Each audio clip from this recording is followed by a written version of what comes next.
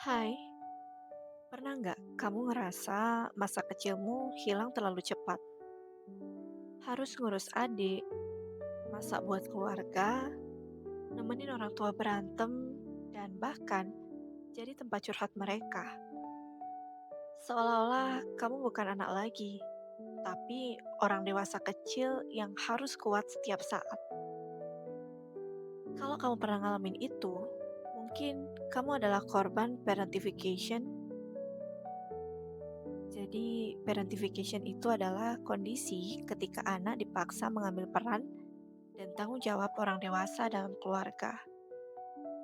Sebenarnya membantu orang tua itu wajar, tapi ketika tanggung jawab itu berlebihan, melampaui kapasitas anak, disitulah parentification terjadi. Ada dua bentuk utama. Yang pertama, instrumental parentification, di mana anak dipaksa mengurus kebutuhan rumah tangga seperti masak, jagain adik, urus tagihan, bahkan cari uang. Yang kedua, emotional parentification. Anak jadi tempat curhat orang tua. Mereka harus menanggung emosi, jadi penengah konflik atau pengganti pasangan emosional. Lantas, kenapa parentification ini bisa terjadi? Fenomena ini sering muncul di keluarga dengan masalah ekonomi, di mana anak dipaksa bantu cari nafkah. Bisa juga karena orang tua toksik atau tidak dewasa secara emosional, perceraian atau konflik rumah tangga, sakit, atau kondisi khusus di orang tua sehingga anak harus ambil alih. Di budaya kita, apalagi di Indonesia, hal ini sering ditutupi dengan kalimat, "Kamu kan anak sulung, harus ngerti keadaan. Jangan egois, adikmu lebih butuh. Papa mama cuma bisa curhat sama kamu, yang lain gak ada yang ngerti." Sekilas, anak yang mengalami parentification tampak dewasa sebelum waktunya. Tapi, di balik itu ada banyak luka batin. Yang pertama, mereka bisa kehilangan masa kanak-kanak, di mana anak tidak punya kesempatan main, bereksplorasi, atau menikmati kebebasan. Akibatnya, saat dewasa sering muncul perasaan masa kecilku dicuri, atau masa kecil kurang bahagia. Yang kedua, anak bisa menjadi people pleasing, karena terbiasa menanggung emosi orang tua, sehingga mereka sulit menolak permintaan orang lain. Selalu ingin menyenangkan orang meski mengorbankan diri sendiri. Yang ketiga, anak bisa kesulitan mengatur emosi.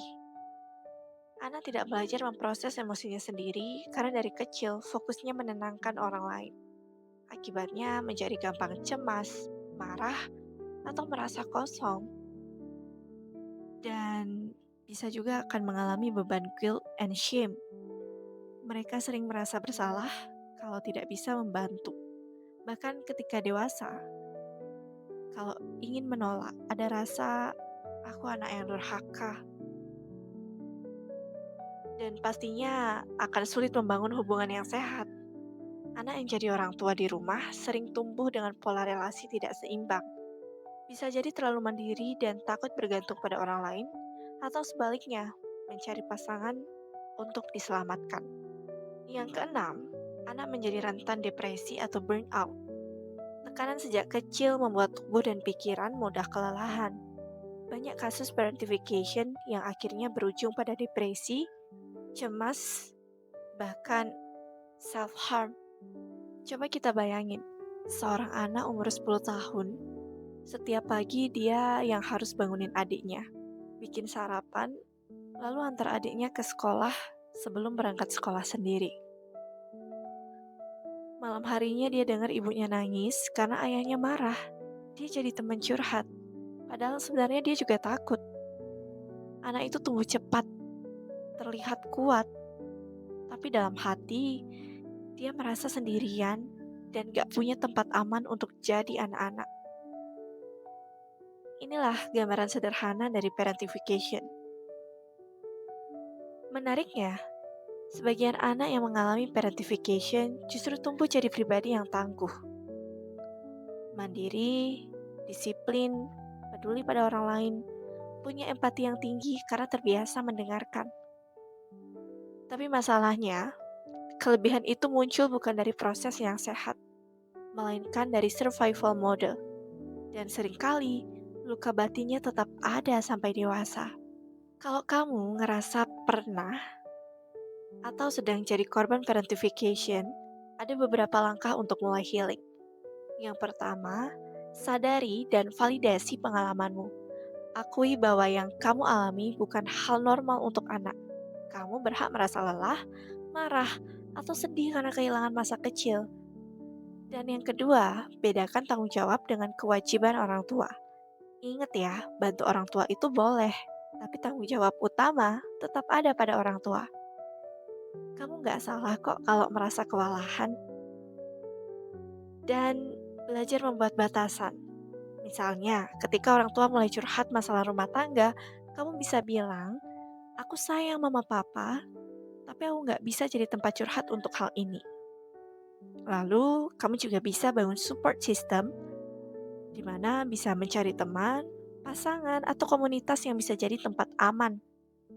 Kadang kita butuh orang lain untuk mengingatkan bahwa kita juga berhak bahagia. Yang kelima, kamu bisa terapi atau konseling. Kalau luka batin sudah terlalu dalam, jangan ragu minta bantuan profesional.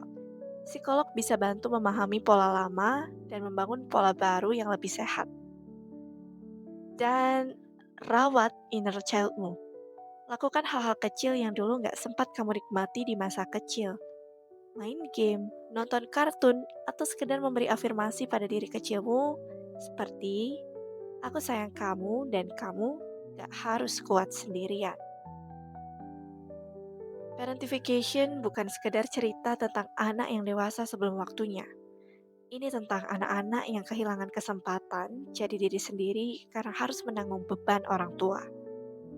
Kalau kamu pernah mengalaminya, ingat, itu bukan salahmu. Kamu gak egois. Kalau sekarang ingin hidup untuk dirimu sendiri, kamu punya hak untuk healing, punya hak untuk bahagia, dan punya hak untuk jadi anak lagi di dalam dirimu. So, mulai sekarang, berikan ruang untuk dirimu tumbuh tanpa beban yang bukan tanggung jawabmu. Karena kamu layak hidup dengan damai, bukan hanya bertahan. Anyway, jangan lupa like, komen, dan subscribe untuk video reflektif lainnya. Dan semangat buat kamu yang sedang berjuang untuk kelayakan hidup yang lebih damai.